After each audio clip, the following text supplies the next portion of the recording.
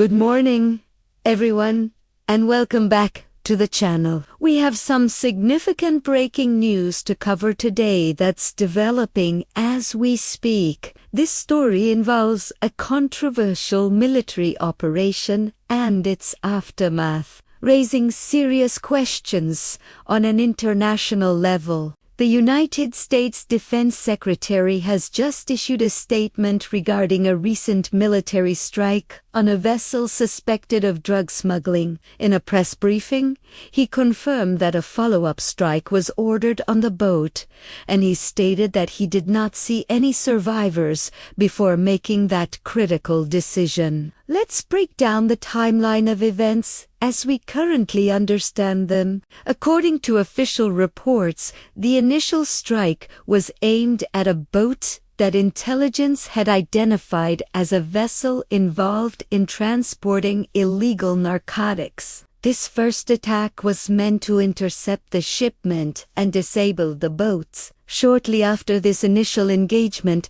a second strike was authorized and carried out. The official justification for this follow-up attack was to completely neutralize the threat and ensure that the vessel and its illicit cargo were fully destroyed. The key point of contention and the focus of the Defense Secretary's recent comments is the period between the first and second strikes. He has clarified that at the moment the decision was made to launch the second attack, there was no visual confirmation of any survivors on or near the boat. He emphasized that this entire operation was conducted based on intelligence assessments gathered beforehand and real-time military information being fed back to the command center. The decision, he insists, was based on the available data at that precise moment. However,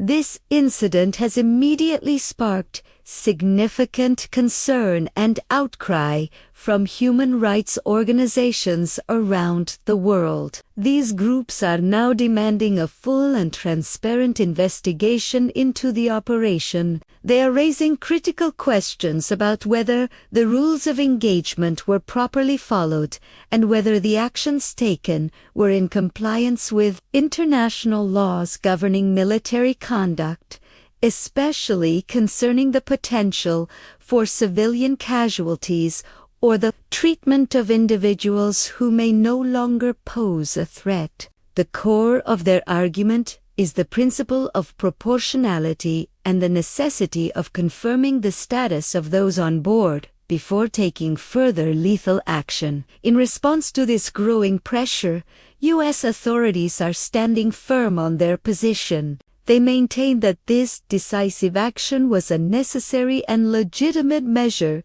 to combat the pervasive and dangerous problem of transnational drug trafficking. They argue that these trafficking networks pose a direct threat to national security and public safety, and that strong measures are required to dismantle them. The global reaction is still unfolding. We're seeing statements from various international bodies and foreign governments, many of which are echoing the calls for accountability and a thorough review of the incident. This story is now at the intersection of national security, international law, and human rights, which always makes for a complex and highly charged situation. It's important to remember that this is a developing story. Information is still coming in, and we can expect more details and likely more differing perspectives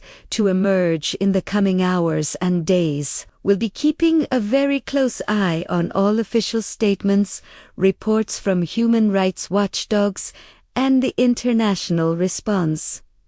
What are your initial thoughts on this? It's a complicated issue with strong arguments on both sides. On one hand, you have the critical need to stop dangerous drug cartels. On the other, there's the fundamental importance of upholding human rights and international law, even in the heat of a military operation.